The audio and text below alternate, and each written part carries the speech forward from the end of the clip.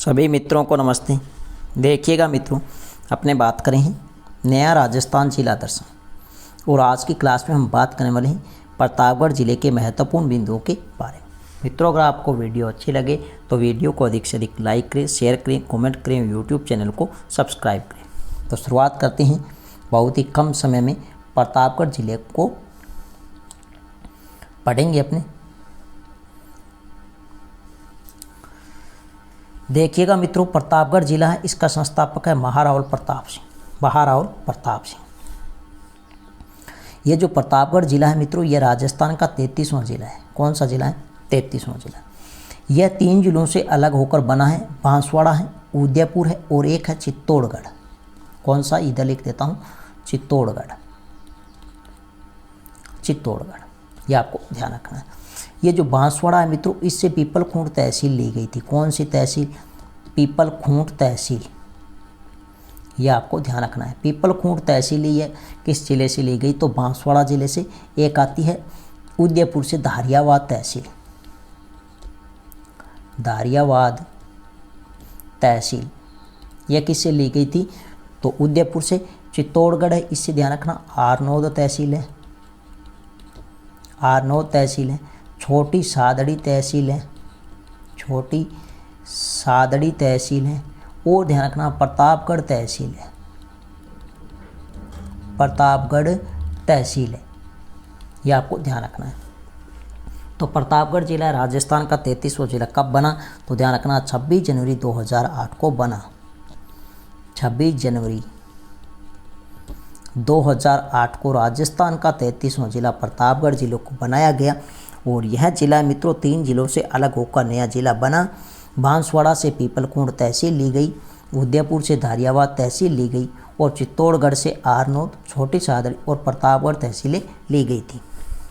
प्रतापगढ़ जिला राजस्थान का 33वां किस कमेटी की सिफारिश पर बनाया गया? तो ध्यान रखना, प्रमेश चंद्र कमेटी की सिफारिश पर बनाया गया। अगर हम बात करें मित्रों, प्रतापगढ़ जिला है, इसका पड़ोसी राज्य तो ध्यान रखना मध्य प्रदेश है, जिसे अपने लिखते हैं एमपी, मध्य प्रदेश। पड़ोसी जिलों की अगर हम बात करें प्रतापगढ़ की तो ध्यान रखना, चित्तौड़गढ़,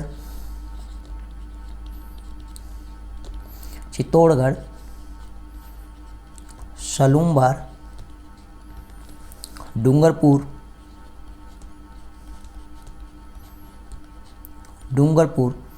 और बांसवाड़ा। यह क्या है? प्रतापगढ़ के पड़ोसी जिले बांसवाड़ा। अगर हम बात करें प्रतापगढ़ जिले का आरजे नंबर तो ध्यान रखना, आरजे नंबर रहेगा प्रतापगढ़ का 12। शुभंकर की अगर हम बात करें तो उड़न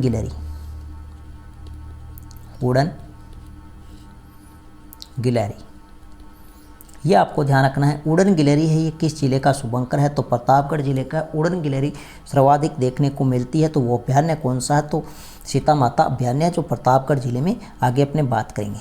प्रतापगढ़ जिले का प्रमुख नृत्य तो नृत्य आता मोहिली। कौन सा नृत्य है?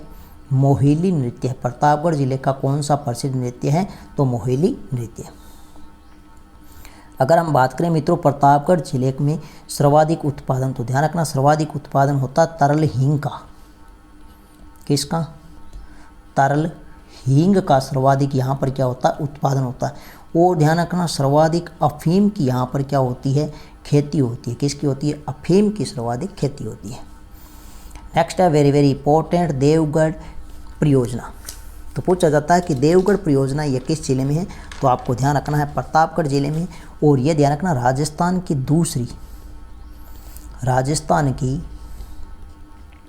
दूसरी पवन ऊर्जा सबसे बड़ी परियोजना है। तो राजस्थान में दूसरी सबसे बड़ी पवन ऊर्जा परियोजना है वो देवगढ़ प्रतापगढ़ में। और राजस्थान की प्रथम पवन ऊर्जा अगर हम बात करें तो वो अमरगढ़ जैसलमेर में। तो राजस्थान की प्रथम सबसे बड़ी पवन ऊर्जा की अगर हम बात करें परियोजना तो अमरगढ़ है जैसलमेर जिले में। और राजस्थान की दूसरी सबसे बड़ी पवन ऊर्जा परियोजना की बात करें तो देवगढ़ प्रतापगढ़ जिले में। नेक्स्ट ध्यान रखना, वेरी वेरी इंपॉर्टेंट, कई बार यहाँ से परीक्षा में प्रश्न पूछा गया है। यह जो जाखम बांध है यह किस जिले में है? तो प्रतापगढ़ जिले में। किस नदी पर बना हुआ है? तो जाखम नदी पर बना हुआ है। लेकिन पूछा जाता किस जिले में, तो किस जिले में है, प्रतापगढ़ जिले में।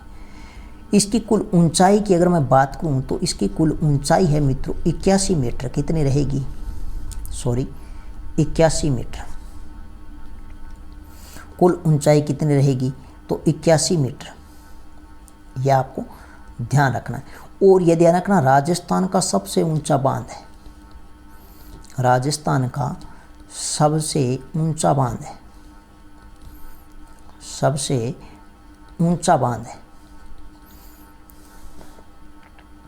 तो राजस्थान का सबसे ऊंचा बांध है तो वो कौन सा है, जाखम बांध है। किस जिले में है, प्रतापगढ़ जिले में। किस नदी पर है, तो जाखम नदी पर। कुल ऊंचाई 81 मीटर है और राजस्थान का सबसे ऊंचा बांध है।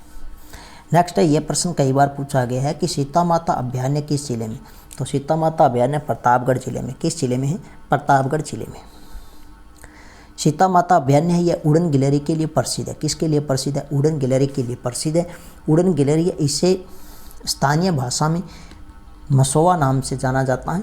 और सीता माता अभयारण्य, इसमें लव और कुश झरना है। करम मोचिनी नदी का यहाँ से क्या होता है, उद्गम होता है। इसके अलावा अगर हम बात करें मित्रों, तो यहाँ पर हिमालय के बाद भारत में सर्वाधिक जड़ी बूटियाँ यहाँ देखने को मिलती हैं। यह भी आपको ध्यान रखना है। नेक्स्ट मित्रों, अगर हम बात करें, ये जो उड़न गिलहरी है यह देखने को कहाँ मिलती है, तो ध्यान रखना महुआ वृक्ष पर मिलती है। महुआ वृक्ष पर रात्रि में उड़न गिलहरी देखने को मिलती है। ये जो महुआ वृक्ष है, इससे एक मावड़ी शराब बनाई जाती है। ये परीक्षा में पूछा गया है कि मावड़ी शराब किस वृक्ष से बनाई जाती है, तो ध्यान रखना मावड़ी, मावड़ी शराब, मावड़ी शराब बनाई जाती है किस वृक्ष से, महुआ वृक्ष से। ये जो महुआ वृक्ष है इसे कहते हैं आदिवासियों का कल्प वृक्ष। यह परीक्षा में प्रश्न पूछा गया है, आदिवासियों का कल्प वृक्ष, आदिवासियों का कल्प वृक्ष, आदिवासियों का कल्प वृक्ष। तो आपको ध्यान रखना है महुआ वृक्ष। महुआ वृक्ष से मावड़ी शराब बनाई जाती है और महुआ वृक्ष पर रात्रि के समय उड़न गिलहरी देखी जा सकती है।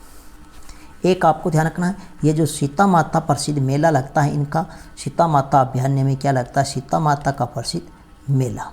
तो ये कब लगता है, तो आपको ध्यान रखना है चैत्र माह की अमावस्या,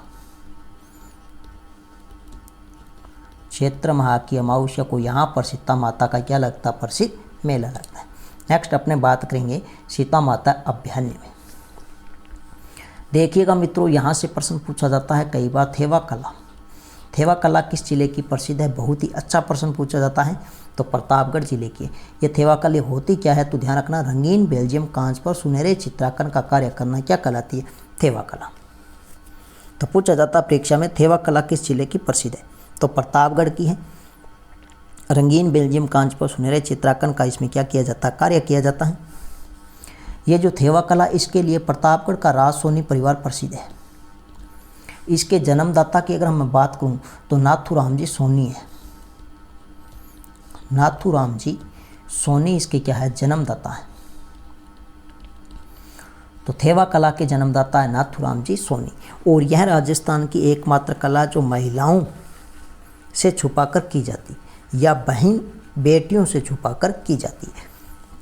तो राजस्थान की एकमात्र कौन सी कला है जो महिलाओं से छुपाकर की जाती है, थेवा कला।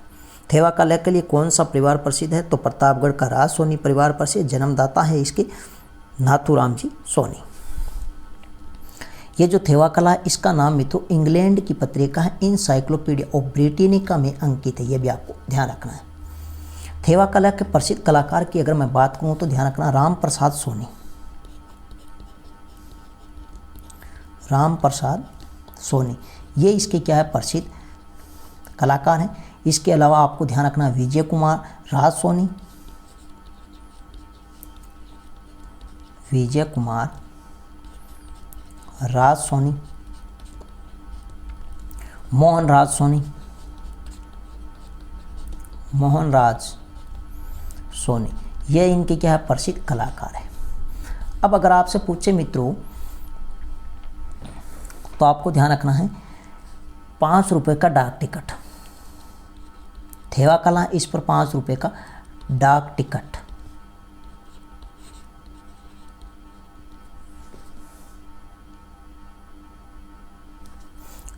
₹5 का डाक टिकट, तो यह आपको ध्यान रखना है 2002 में जारी किया गया।